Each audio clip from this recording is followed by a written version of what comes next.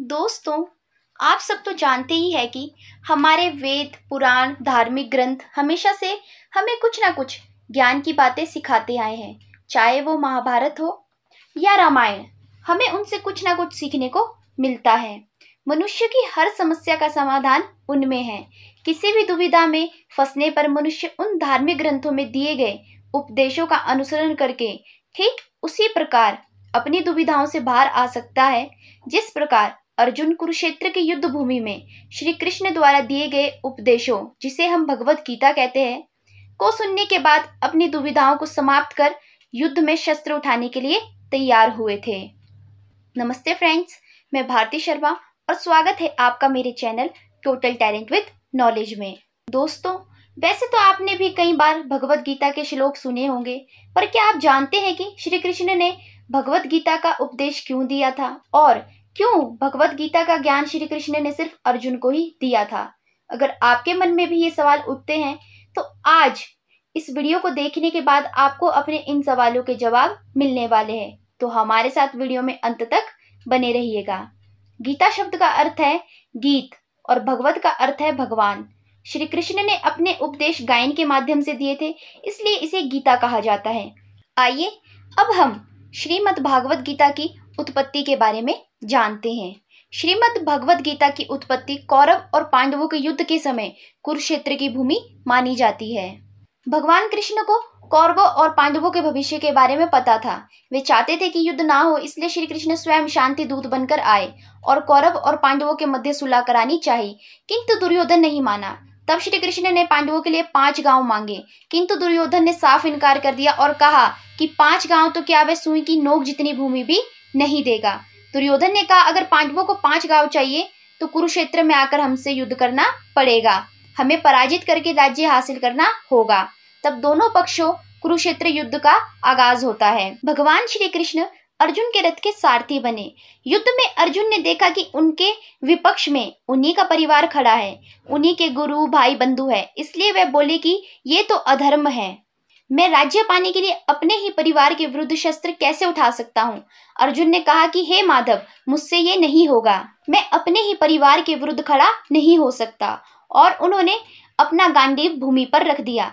तब श्री कृष्ण ने अर्जुन के टूटे हुए मनोबल को जोड़ने के लिए गीता का उपदेश दिया।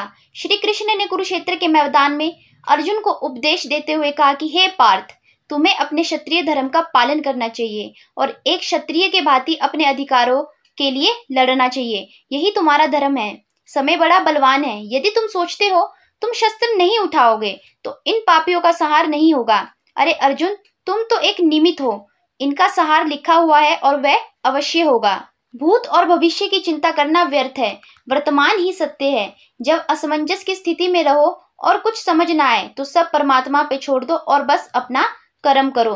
परिस्थितियां कितनी भी बुरी क्यों ना हो, यही सोचो कि समय बड़ा बलवान है, अच्छा हो या बुरा बीत जाएगा।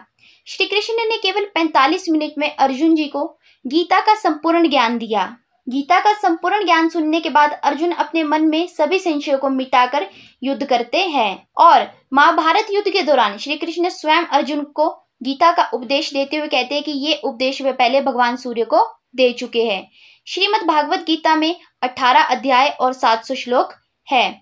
श्रीमद् भागवत गीता का एक काफी प्रचलित श्लोक है, यदा यदा हि धर्मस्य ग्लानिर्भवति भारत अभ्युत्थानम अधर्मस्य तदात्मानं सृजाम्यहम् परित्राणाय साधूनां विनाशाय च दुष्कृतां धर्म संस्थापनार्थाय संभवामि युगे युगे। श्री कृष्ण कहते हैं अर्जुन जी से, जब जब धर्म की हानि और अधर्म की वृद्धि होती है तब तब मैं अपने स्वरूप की रचना करता हूँ। साधुओं की रक्षा के लिए, दुष्कर्मियों का विनाश करने के लिए, धर्म की स्थापना के लिए मैं युग युग में मानव के रूप में अवतार लेता हूँ। भगवत गीता के पहले अध्याय का नाम अर्जुन विषाद योग है। ये गीता के उपदेश का विलक्षण नाटकीय रंगमंच प्रस्तुत करता है। भगवत गीता के दूसरे अध्याय का नाम सांख्य योग है। इसमें जीवन की 2 प्राचीन सम्मानित परंपराओं का तर्कों द्वारा वर्णन है।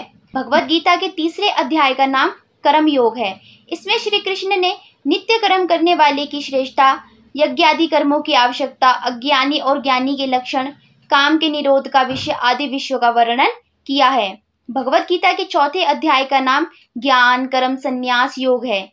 इसमें यह बताया गया है कि ज्ञान प्राप्त करके कर्म करते हुए कर्म संन्यास का फल किस उपाय से प्राप्त किया जा सकता है। भगवत गीता के 5वें अध्याय का नाम कर्म संन्यास योग है। इसमें कर्म के साथ जो मन का संबंध है उसके संस्कार पर या उसे विशुद्ध करने पर विशेष ध्यान दिलाया गया है।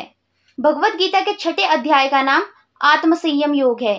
ये अध्याय जितने विषय है उन सब से इंद्रियों का संयम, यही कर्म और ज्ञान का निचोड़ है। भगवत गीता के 7वें अध्याय का नाम ज्ञान विज्ञान योग है। ये प्राचीन भारतीय दर्शन की 2 परिभाषाएं हैं। इस अध्याय में भगवान के अनेक रूपों का उल्लेख किया गया है। भगवत गीता के 8वें अध्याय की संज्ञा अक्षर ब्रह्म योग है। उपनिषदों में अक्षर विद्या का विस्तार हुआ। गीता में उस अक्षर विद्या का सार कह दिया गया है। अक्षर ब्रह्म परम अर्थात पर ब्रह्म की संज्ञा अक्षर है। भगवत गीता के 9वें अध्याय को राजगुह योग कहा गया है, अर्थात ये अध्यात्म विद्या विद्याराजगीय है और ये गुह ज्ञान सब में श्रेष्ठ है।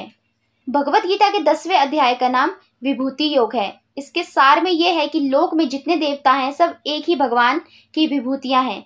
मनुष्य के समस्त गुण और अवगुण भगवान की शक्ति के ही रूप है।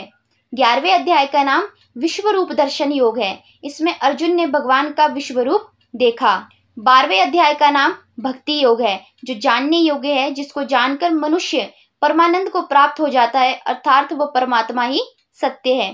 13वें अध्याय में एक सीधा विषय क्षेत्र और क्षेत्रज्ञ का विचार है।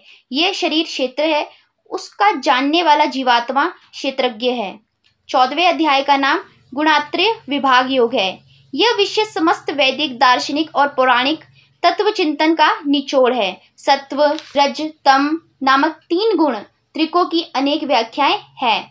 भगवत गीता के 15वें अध्याय का नाम पुरुषोत्तम योग है। इसमें विश्व का अश्वत्व के रूप में वर्णन किया गया है। ये अश्वत्थ रूपी संसार महान विस्तार वाला है। श्रीमद् भगवत गीता के 16वें अध्याय में देवासुर संपत्ति का विभाग बताया गया है।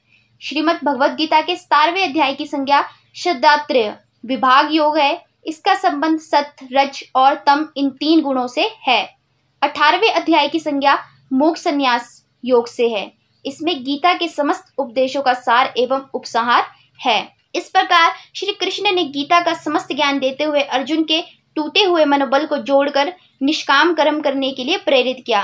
गीता का समस्त ज्ञान सुनने के बाद न केवल अर्जुन युद्ध लड़ते हैं, अपितु युद्ध में विजयश्री भी प्राप्त करते हैं। और अगर बात की जाए दूसरे प्रश्न की कि क्यों श्री कृष्ण ने गीता के उपदेश के लिए अर्जुन जी को ही चुना, क्यों उन्होंने अन्य पांडवों में से किसी एक को नहीं चुना, तो इसका उत्तर है अर्जुन जी के मन में उठने वाले संशय, उनके मन में उठने वाले सवाल कि क्या ये सही है कि वे अपने ही परिवार के विरुद्ध शस्त्र उठाए, अपने ही परिजनों का रक्त बहाए।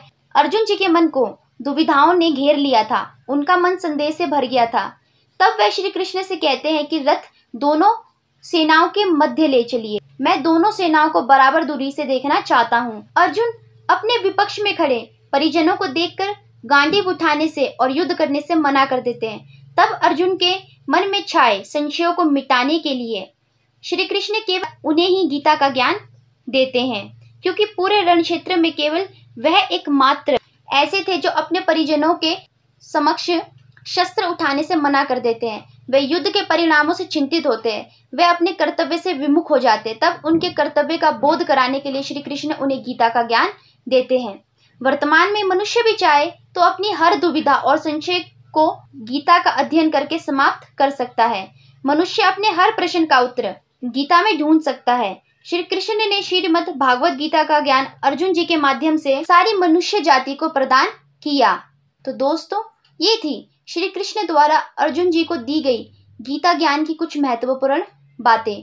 आशा करती हूँ कि इस वीडियो को देखकर आपके मन में उठे सवाल काफी हद तक शांत हो गए होंगे। आशा करती हूँ कि आपको ये वीडियो पसंद आई होगी, और अगर आपको वीडियो पसंद आई होगी तो वीडियो को लाइक करके चैनल को सब्सक्राइब करके बेल आइकन को प्रेस कर दीजिएगा। हम मिलते हैं ऐसे ही एक और नॉलेज से भरी वीडियो के साथ। तब तक आप हमारे चैनल के साथ बने रहिए। धन्यवाद।